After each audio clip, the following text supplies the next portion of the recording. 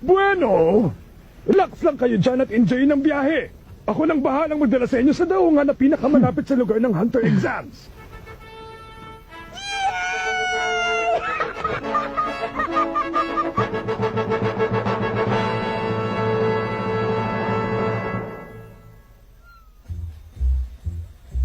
Matapos nilang maipasa ang pagsubok sa barko ng kapitan, ang grupo ni Nagon, Kurapika at Leorio nakarating na ng ligtas at walang aberya sa Dole Harbor.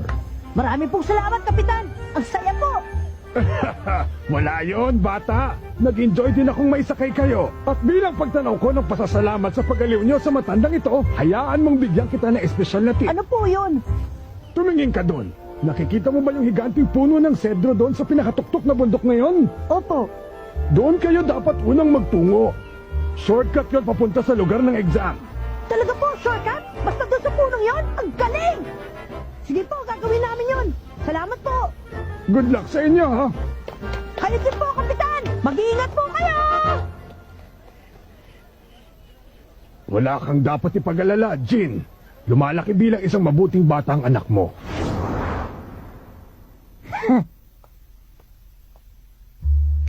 Ay, ba't ganun? Parang may mali dito. Mali saan?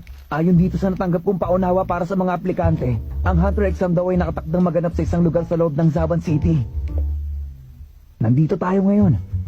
Pero yung sinasabi mong puno ng sedro ay nasa kabilang direksyon ng Zaban City. Baka naman nagkamali ka ng rinig sa kanya. Ang sabi niya sa akin, doon daw tayo dapat unang pumunta. Bakit ganun? Ang labo kasi ng paunawang to, pa-mysterious effect pa.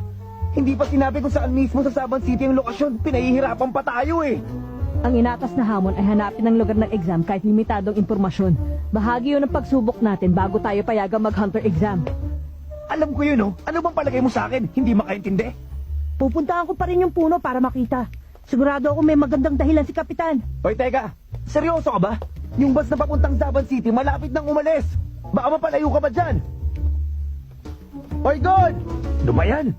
Yung batang yun talaga, masyadong madaling maniwala sa iba. Hindi siya basta dapat nagtitiwala. Ha? Hoy, saan ka naman pupunta, Kurapika?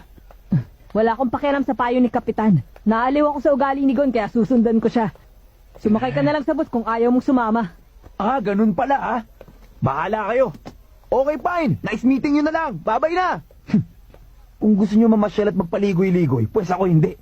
Talaga magbabas ako. Hindi ko na problema kung maligaw kayo. Sabi ko na, patibong lang yun eh. Buti na lang wala ni isa sa mga bus na yun na nakarating sa Zaban City. Pag mga baguhan talaga, ang daling mauto ng mga ganun pakana. Ayun, kawawa mga loko. Hoy, kayong dalawa! Hintayin nyo ako!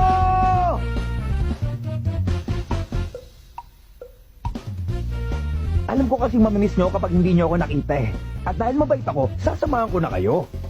Isa pa, baka biglang kailangan nyo ng malakas na bodyguard, hindi ba?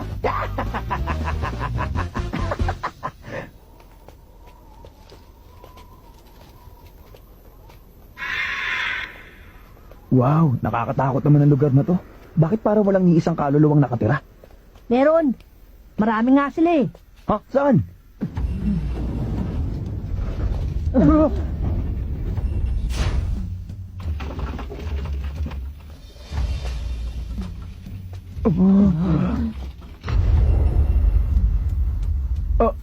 Ano ba gimmick ng mga to? Kagimbal-gimbal. Ha? Kagimbal-gimbal? Kagimbal-gimbal. Kagimbal-gimbal? Ang kagimbal-gimbal na 1-2 quiz!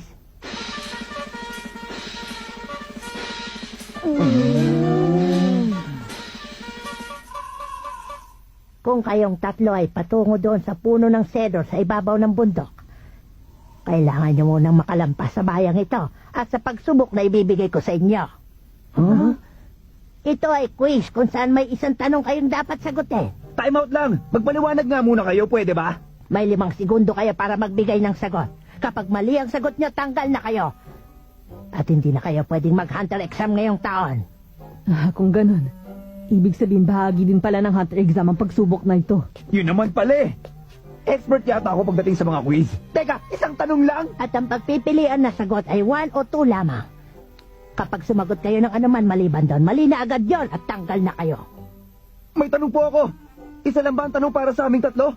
Ibig sabihin, kung magkamali sila ng sagot, disqualified na rin ako. Ang daya naman Bakit nun. mangyayari yun?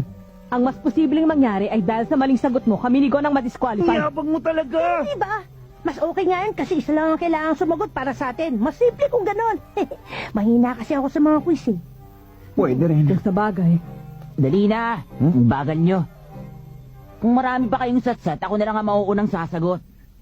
Sino ka? Siya yung kanina pa sumusunod sa atin mula nung pagbaba natin sa Dole Harbor. Ha? Talaga? Pasensya ka na, bata.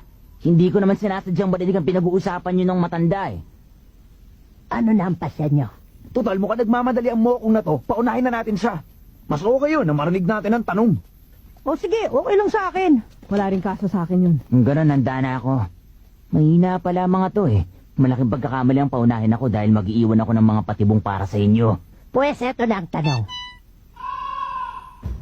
Dinakip ng mga masasamang loob ang iyong nanay at girlfriend. Isa lang sa kanila ang pwede mong iligtas. Ang 1 para sa nanay mo. Ang 2 para sa girlfriend mo. Sino ngayon sa kanilang dalawa ang ililigtas mo? Ano nga? Teka, ano bang klaseng quiz yan? Oh, ang tamang sagot ay 1. Boss, anong basihan mo?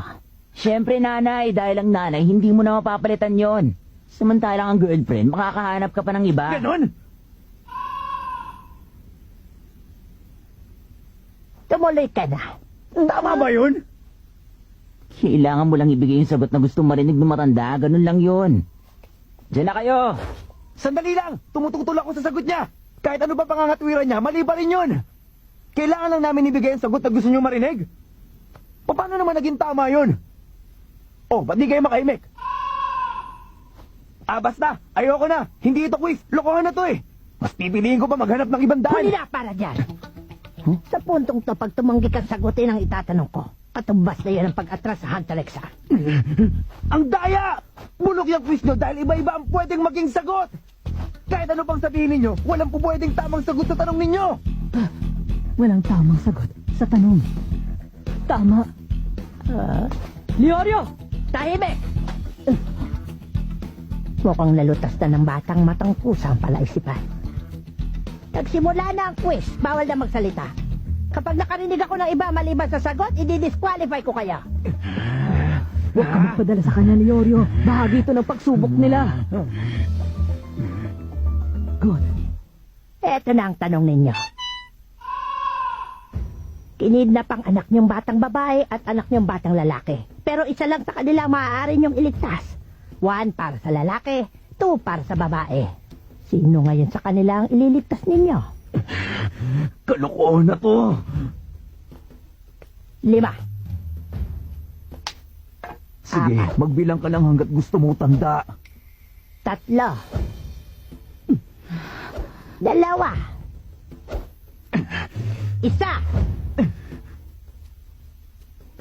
Up! Time's up na!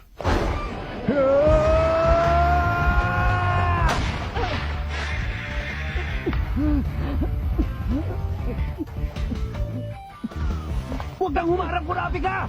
Kanina pa ako nabibigon sa matandang to eh! Pinagloloko tayo sa mga peke quiz niya! Huminahon ka lang, Leorio! Ayoko nga! Bakit ako ihinahon, ha? Dahil kapag hindi ka huminahon, masasayang ang tamang sagot natin! Tamang sagot? Oo, tama ang sagot na ibinigay nating 3. Dahil ang tamang sagot sa pagsubok na ito ay katahimikan. Ano? Pakipaliwanag nga. Ikaw ang nakaisip. Sinigaw mo pa nga kanina ang tamang sagot. Ha? Kahit ano pang sabihin ninyo, walang po pwedeng tamang sagot sa tanong ninyo! Ganun na nga, walang tamang sagot sa quiz na to. Pero ang patakaran ay, kung magbibigay tayo ng sagot, number 1 or 2 lang ang pwede nating pagpilian. Sa makatuwid, walang tama sa mga yun. Kaya hindi natin kailangan sumagot.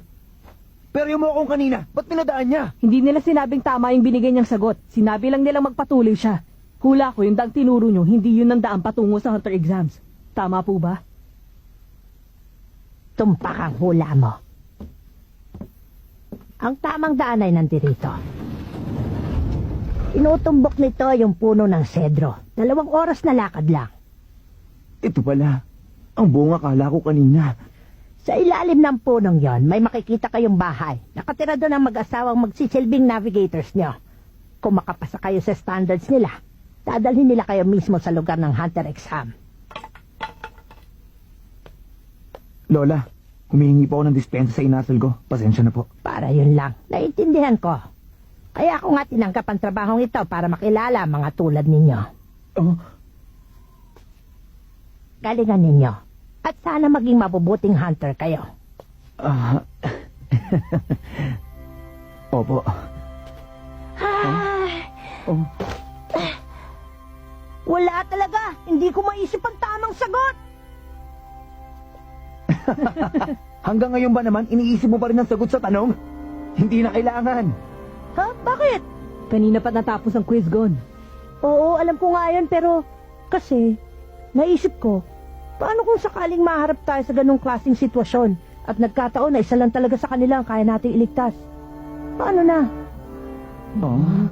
Napakahirap mamili kung sinong ililigtas ko. Pero malay ko, balang araw kailangan kong sagutin ang tanong na yon. At hindi lang sa quiz, kundi totohanan na.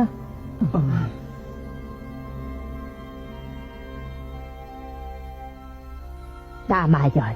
Yun mismo ang tunay na saysay ng pagsubok na ito.